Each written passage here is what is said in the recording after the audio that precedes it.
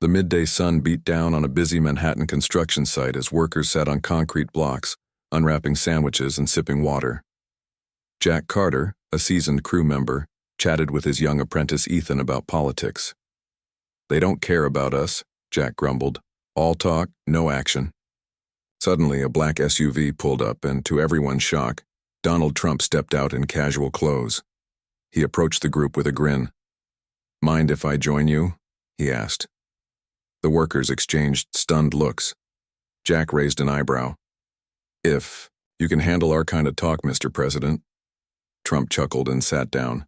"I used to be in construction. Let's talk about what really matters."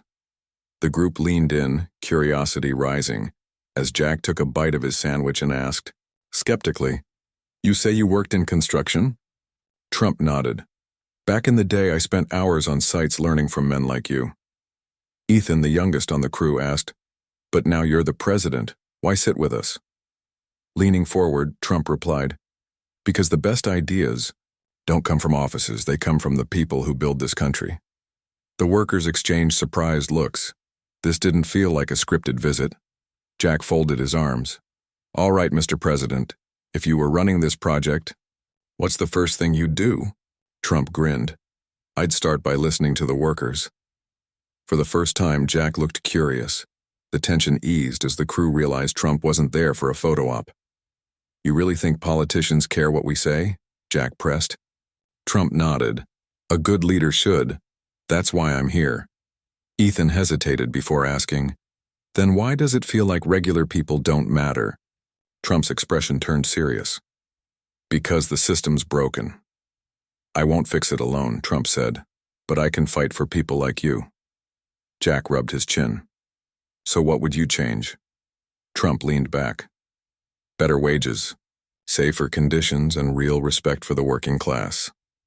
For a moment, silence settled as the group absorbed his words. Maybe, just maybe, he was different. Jack leaned in. "Words are easy. Action's harder." Trump met his gaze. "You're right, so tell me, what's the biggest issue on this site?" Ethan spoke up. "The company cuts corners, cheap materials, long hours, no overtime." Trump frowned. "That's unacceptable." Jack scoffed.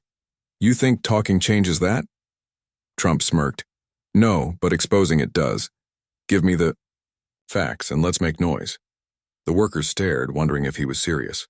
Jack, long used to being ignored, now had the president's attention, and something in him shifted. Ethan broke the silence. "Our manager's shortcuts have caused accidents, and no one cares."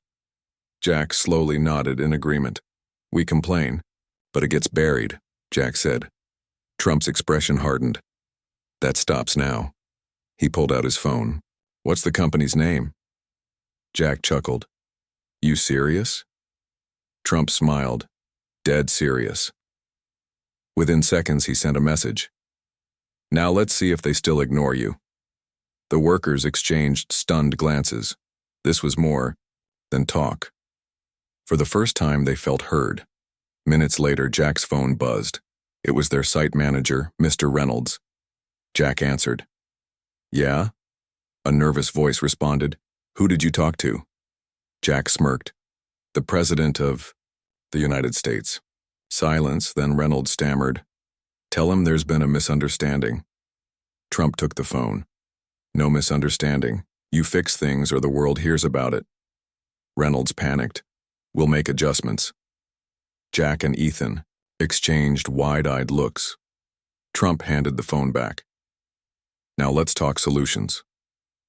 For once, power was in the workers' hands. The atmosphere shifted. This wasn't just a casual lunch. It was a turning point. Jack exhaled. "Did you really just call him out?" Trump grinned. "I don't like excuses." Ethan shook his head in disbelief. "That's crazy." Trump shrugged. "It's called accountability." Jack chuckled. "Wish more leaders thought like that." Trump nodded. "Real leadership isn't about power. It's about responsibility."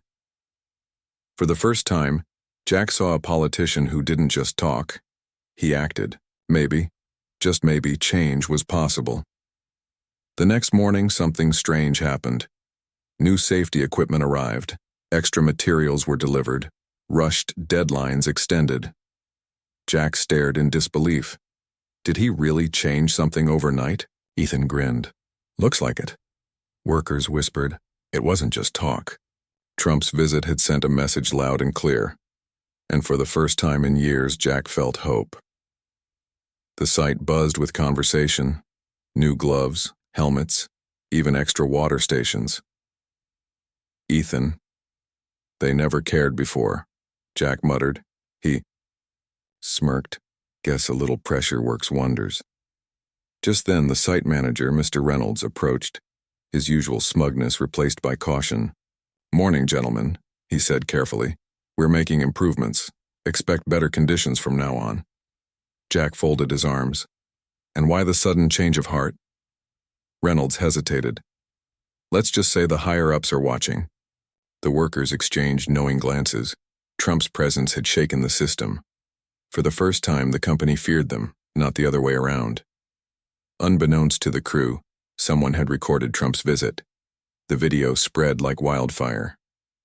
Millions watched as he sat with the workers, heard their struggles, and made the call that changed everything. Headlines read, Trump stands with construction workers, calls out negligence. Ethan scrolled through the comments. People are talking. It's everywhere. Jack chuckled. So much for politicians not caring. Trump himself reposted the video, captioning it, Every worker deserves respect. The message was clear. Change wasn't just possible, it had begun. Later that day, Jack's phone rang again. This is Mr. Davidson, the CEO. A deep voice said. We saw the video. We're launching a full investigation. Jack smirked. Because you care, or just because the world's watching? Davidson hesitated, then said, Does it matter? Change is coming. Jack hung up, shaking his head in disbelief. Ethan grinned. Believe it, we finally have a voice. The workers had fought for years to be heard, and it took one unexpected lunch to make it happen. Trump returned the next day, surprising them again. Jack smirked. Back for seconds? Trump laughed. Just checking in. Ethan gestured around. You really made waves. Trump nodded. Power isn't just in laws, it's in influence. Jack crossed his arms. What happens when the cameras leave? Trump's expression turned serious. Then you don't stop fighting. You keep holding them accountable. For the first time, Jack saw politics differently. Maybe real change wasn't about who was in charge, but about people demanding better. With Trump's influence fading from headlines, Jack knew the fight was now theirs. He stood before his co-workers and said, We can't let them slide back. Ethan nodded in agreement. We should form a workers' group to keep track of conditions. For years they had suffered in silence, but now they had power, and they weren't going to waste it. That day, they wrote a letter outlining their demands. Jack smiled as he sent it, knowing this time they weren't just asking, they were demanding. Days later, an email arrived from Mr. Davidson with the subject, Immediate Reforms. Jack read aloud the changes, new safety regulations, better pay, overtime compensation, and a direct workers' committee. Ethan's jaw dropped. We did it. Jack chuckled. We held them accountable. The fight wasn't over, but this was a victory, and they had won it together. A week later, Trump tweeted, Proud of the construction workers who stood their ground. Change happens when people take action. Jack laughed. Guess we're famous now. Ethan grinned. Not bad for a lunch break. Jack looked around. The safer, improved site feeling real pride. Not just in his work, but in his voice. With one battle won, another was just beginning. Jack turned to Ethan. Other sites face the same problems. Ethan nodded ready. Then Jack said, Let's help them. They reached out to workers from other companies sharing their experiences. A movement was growing, and it all started with one unexpected guest. Weeks later, Jack received a letter. You inspired real change. Keep fighting for what's right. Donald J. Trump. Jack smiled. We're just getting started. The lesson was clear. Power wasn't in politics, but in people standing up. Jack and Ethan became strong voices for workers' rights. They gave interviews, wrote articles, and met with leaders. "We're not just builders," Jack told a reporter. "We're the backbone of America." The world was listening, and they weren't backing down. Months later, Trump visited again. Jack shook his hand. "Didn't think we'd see you back." Trump grinned. "Had to check on my favorite construction crew." Looking around at the improved site, Trump said, "You proved something important. Real. Change starts from the ground up." Jack smiled. They had built more than buildings, they had built a movement. That lunch break became a legend. Jack, Ethan, and their crew kept fighting to make sure companies respected their workers. Trump's visit sparked more than headlines. It ignited a revolution of everyday people demanding respect. And that was a legacy worth building.